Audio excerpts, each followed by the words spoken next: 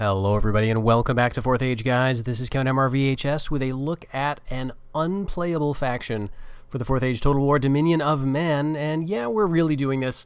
We're taking a look at the Shire. Now the Shire is the most obvious non-playable faction in the 4th Age Total War. That is because this faction does have a presence on the map, and it does have things like units, buildings, a family tree of sorts, characters, traits even.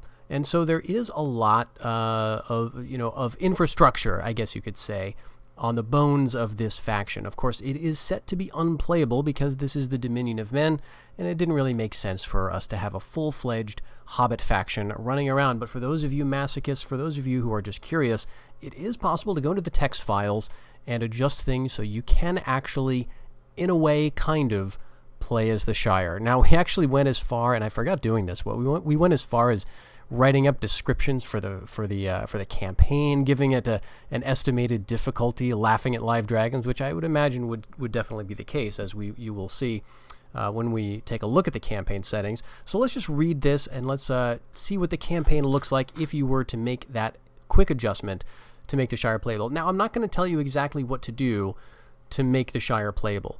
If you have any experience with Rome Total War modding, you already know how to do this. You're going to go into Desker Strat, you're going to move the Shire faction up from the non-playable to the playable, right? So I'm not going to go into all of that detail. You can easily find how to do that, very minor edit. But of course, I don't think anyone really wants to play as these guys, and so I don't want to encourage you to run out and do this and potentially screw up your installation by making the Shire playable and then having all these potential side effects. Now you'll notice that what this does, in addition to just sort of screwing up the layout here, is that it kicks Khand down here for some reason. So you do have all the factions technically selectable and playable, but the Shire shows up here.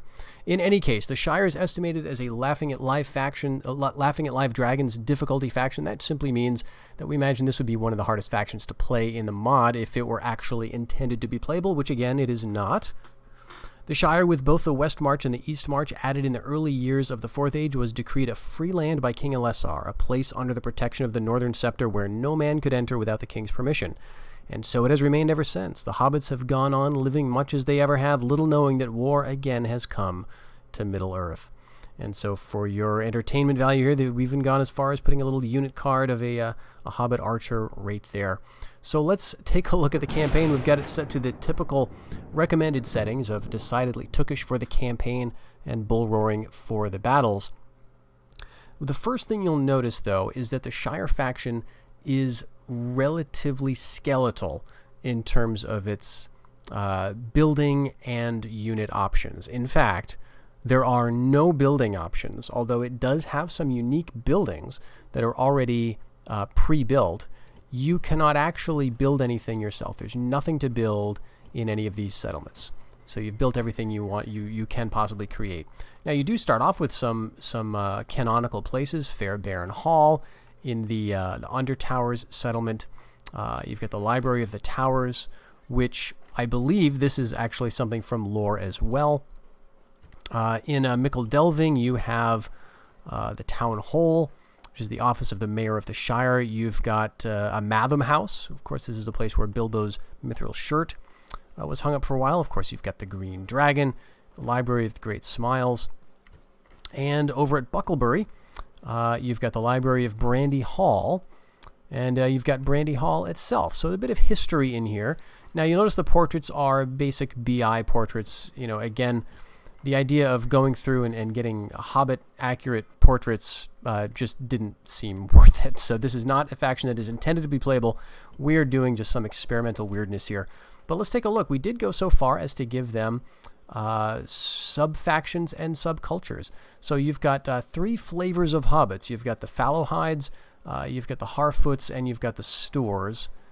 And so we've got a Harfoot over here.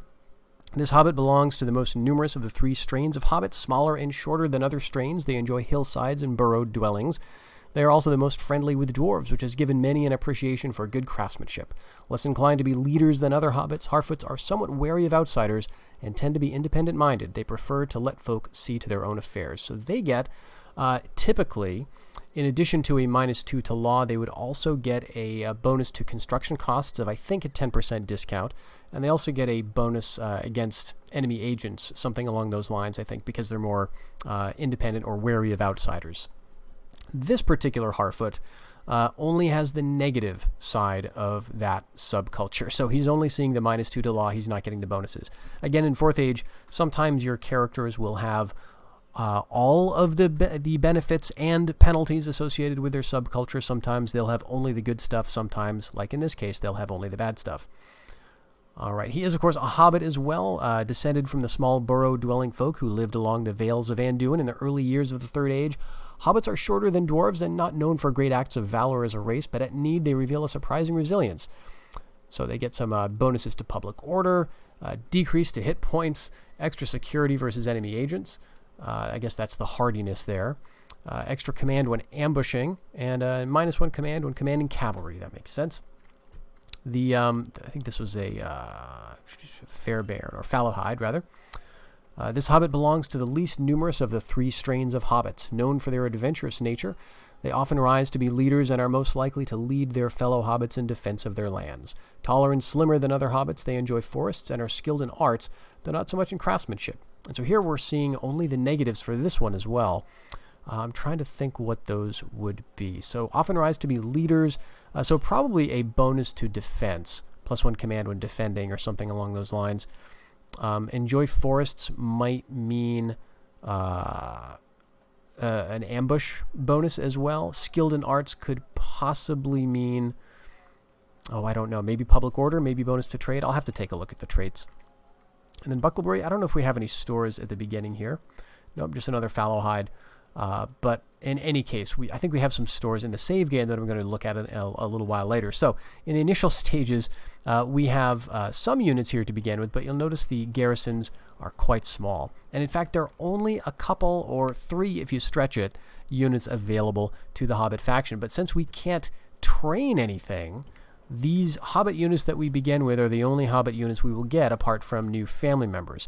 So let's take a look at these. We have Hobbit Bounders, Hobbit Archers, and then the Bodyguard unit, which is essentially a Hobbit Archer unit as well, but with some bonuses. So Hobbit Bounders, you can see they have a pretty lacking attack and defense. I mean, 19 is not terrible, but they're just not very good. They don't have any bonuses in terms of armor piercing. They've got basically a heavy stick. So that's not even a spear. That's not a bonus versus cav. You're not going to be doing a lot of good with these guys. You're going to be more successful with the Hobbit Archers, and especially the Bodyguard variant. Hobbits do have a penchant for missiles, I guess you could say, throwing things, shooting with bows. And so they're going to have a mildly respectable missile attack of 12. Defense of 14, is lower than the 19 of the Bounders.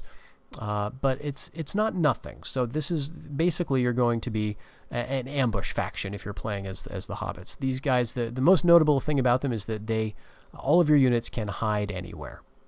And they have good stamina, so that's actually nice. The Bounders, I guess, are fast-moving, so maybe that'll give them a bit of an edge.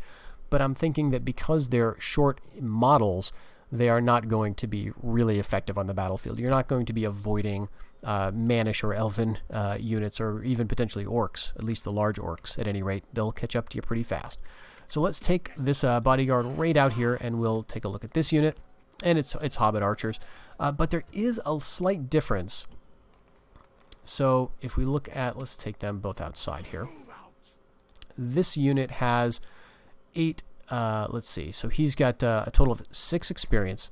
So with that, 8 missile attack, 8 melee attack, 12 missile attack, 14 defense. So 8, 12, and 14. And the Bodyguard unit here has 10, 15, and 18 instead of 8, 12, and 14. So a significant upgrade, and he's got the same experience.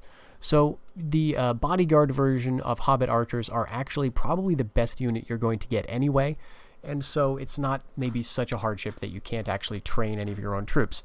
Now, if you were to actually play this campaign, what would you be in for? Well, let's take a look at your victory conditions. I think we didn't add any, and so what that means is the game defaults to, rather hilariously, telling you to conquer absolutely every settlement on the map. This is just every single settlement with a dagger in it. And so every settlement on the map is what you'd have to conquer to win. Now, what I would recommend if you were actually going to go through the trouble of making this Hobbit faction playable and you didn't want to get into too much detail, you could relatively easily add some victory conditions for them. And I might say something like get 20 provinces, maybe Count Bree is one of those. And for fun, I might say you also have to conquer like the settlement over here in the Gladden Vales. The name of it is Andlang. Maybe even Langwyke. You know, I would certainly say a respectable Hobbit empire would be one that included the old homelands. So I would definitely want to conquer some of this territory. Now, are you going to be able to do that? Unlikely. Let's toggle the Fog of War and see what you are in for after just a couple of turns here. Because I'm just not typing well tonight.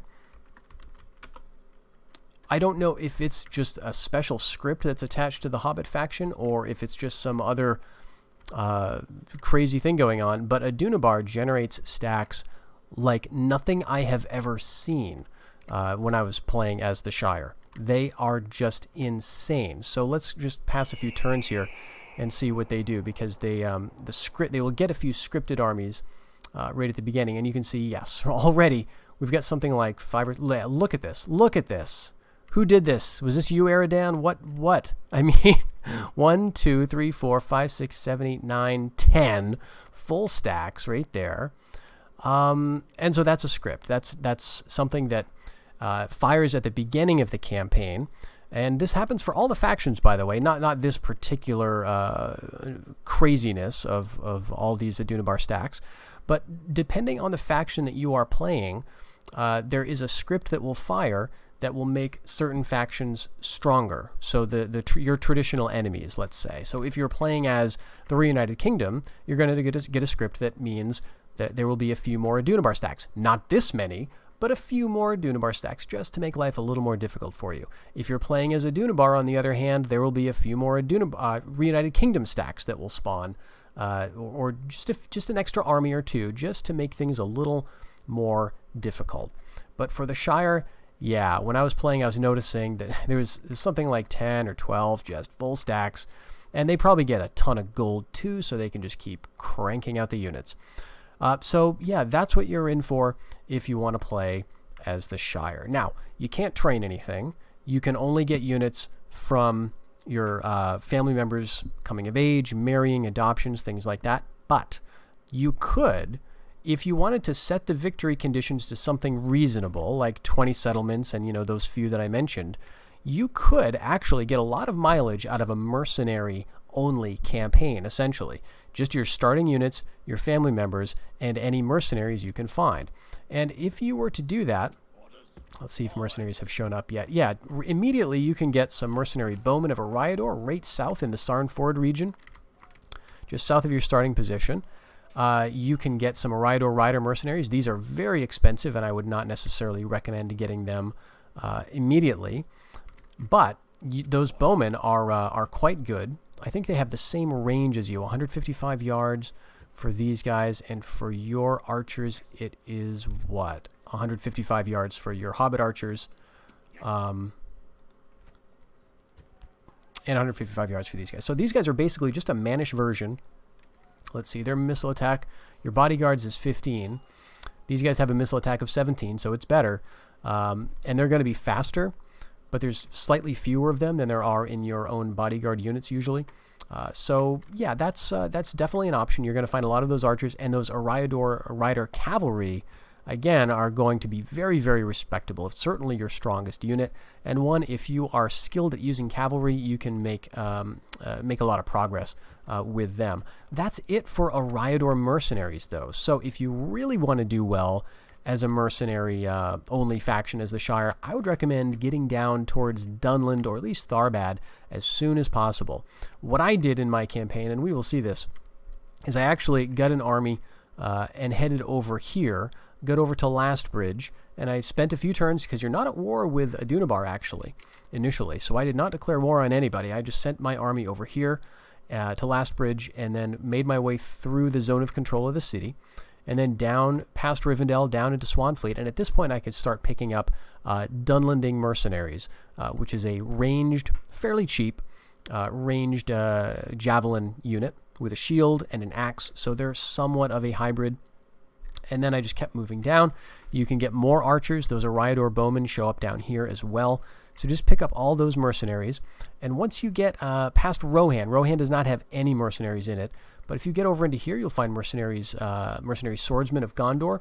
This is really where mercenaries start to get a little more interesting, because you'll find some more cheap archers, as well as the Rovanian Ranger mercenaries, which are another excellent skirmisher type.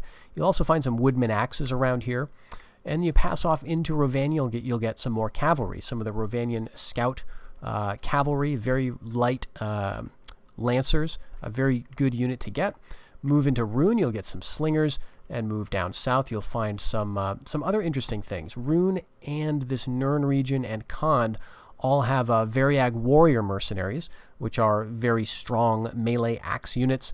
Nirn has some very strong, I think they're Blackland mercenaries. They're essentially like men-at-arms. They can perform shield wall. They're very heavily armored, great defense, super expensive. But you get down into Khand and you get horse archers. In Far Harad, you get swording skirmishers. So you get some really good stuff if you come down this way. Of course, you know, why would you do that? It's a ridiculous. So of course, that's exactly what I did. Let's take a look at my test Shire campaign, and we'll just see where this has ended up. But I've basically done what I described. I did succeed in conquering one settlement near my starting position. That was Lune. But just to prove essentially that there's nothing that you can do with it. You can't build anything. You can't train anything out of there. And Lune, in fact, is actually kind of bad because there's no mercenaries available in the area, at least as far as I've found. You can get your general out there and there's just nobody here. This is kind of like old Elvish country or something, so that's kind of why that's happening. I thought briefly about taking over Sarnford, but as soon as I saw all these stacks of Dunabar, I just realized, and yeah, let's get rid of that. As soon as I saw all those stacks of Dunabar, I realized there was just no point in trying to hold on to my starting position. So I figured we're going to lose the Shire, and indeed they did declare war on me and took Bucklebury, but lost it to rebellion, and so now they're spawning. It's the most awful thing I have seen in 4th Age. It is just I don't know what to say. I think it says it all. But in any case, I got out of there as soon as I could, and I moved pretty much in the path that I described. I guess we can shut off that fog of war again. And that shows a bit.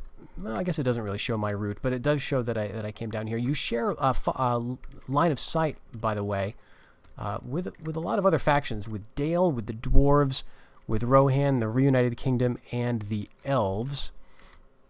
And so, yeah, you get a lot of line of sight, which is, I guess one advantage. But we came down here. So we, after collecting our mercenaries, you see we've acquired them from pretty much all the corners of the earth. And I figured we did need to do a battle here. Now I've got some really excellent mercenaries here. So if I were really playing this, I would actually be feeling quite good about carving out a sort of a realm for myself. Now I'm massively in debt. This is obviously not going very well. But if I could alter that script, which I would recommend strongly, that spawns all those Adunabar armies. What you could do is you could just get some mercenaries, get a nice little corner of your territory, let's say around the Anduin, and then kind of go from there. But let's jump into a battle here, because these guys aren't going to rout anymore, and we will take a look at these Hobbit units in action, and we'll just see how effective they are in an actual campaign scenario. Now, I don't think the Hobbits are available in custom battle. I guess I should have checked that first. That might have saved me a bit of time. I thought I didn't think they were, so I figured the only way I'd be able to do it would be to do a kind of ridiculous campaign. But anyway, yeah, we've got this is our Hobbit king, I guess. They're very cute. And so anyway, these are our Hobbit Archers. Little feather in his helmet there for the leader. Whereas the regular Hobbit Archers are the same unit. They're basically the same exact model. It's just these guys are going to be hiding. Now, if you listen to the voice, it's the Screeching Women, which is a very nice touch. Screeching Women from Rome Total War, the original one. Yeah. And where are our bounders? Okay. Yeah, so you see, I'll get them here and I'll get them standing up and well, I guess we'll get them standing up when we actually start the battle. So let's get all of our Hobbit Archers out front. All these other mercenaries I'm not really going to use. This is not a real battle. This is just a show you how the units work kind of a thing. And we'll see what the hell Harad is going to think of this.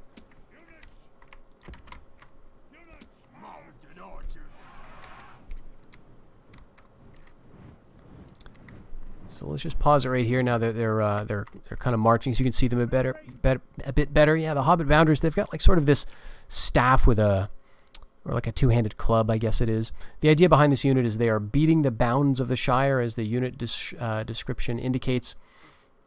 And they would just be basically going around the borders and keeping troublemakers at. Well, now, in this campaign, we are the troublemakers. We're getting down into the extreme reaches of Far Harad. So we'll see how they do in combat in the desert here. Noticing that even on triple speed, they're quite slow. Compared to the Manish units. Of course, that has to do with the model size and is to be expected. So I guess Harad is just kind of hanging back. They do have some archers, so this could be a problem. They've got these Swords of Harad, which are very dangerous units, and this I'm not too worried about. This is their footmen unit, so we might be able to deal with this with just the hobbits. That would be pretty neat.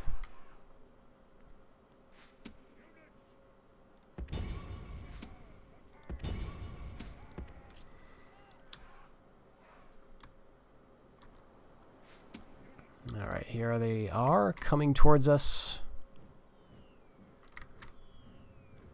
And we're just getting in range, but here come the swords. Doing fairly well. These Red Sand Archers are, Oh no! Alright. Okay. Well, that did not bode well. Let's throw them all in.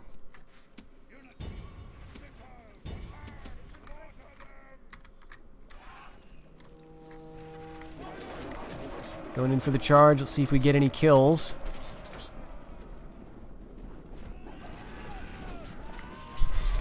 I don't think we did anything to them.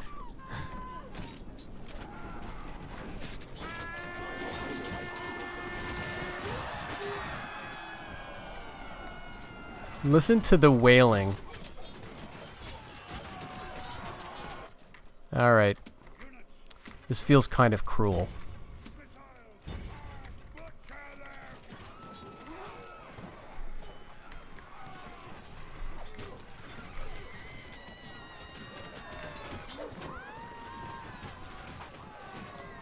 Wow. Just the sound of this.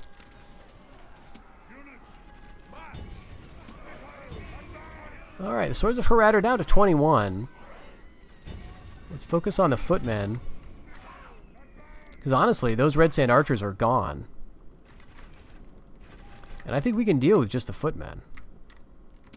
Let's put one of you on shooting the swords in the back.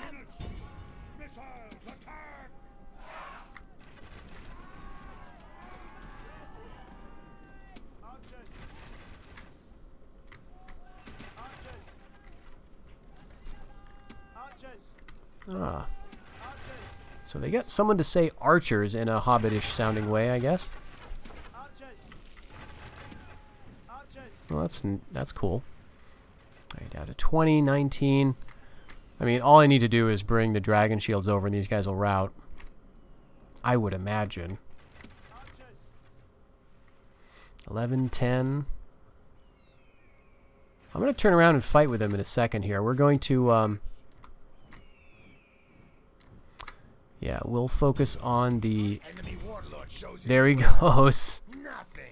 Any of our warriors would die rather than... All right, we kept out of his range, which is somewhat impressive.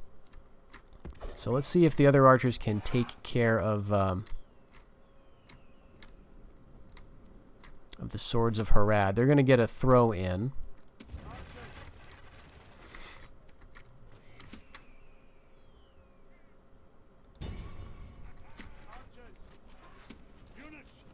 But they're down to 18. There goes the general. And there they go. Send these archers to hit the enemy red sand archers, and we're going to have this wrapped up. Battle won with hobbits. But yeah, as you can see, this is really not a viable campaign. There are some things that you could do if you wanted to make this a true playable faction. You'd want to add recruitment lines for them. You'd want to possibly, add some more economy buildings, I guess. There are some traders that start in the Shire, but it would be a pretty significant sub-mod, I would say. But if anyone's interested in that project, it would be kind of cool to see the hobbits have something to do in the 4th Age Total War. So in any case, this has just been kind of a fun one. It's certainly not something that you could certainly just make a quick edit and play in any serious way, but you could have a bit of fun with it. So I hope you enjoyed this look at the Shire faction in the 4th Age Total War Dominion of Men, and stick around for other videos and guides in the future. Until the next time, take care, everybody.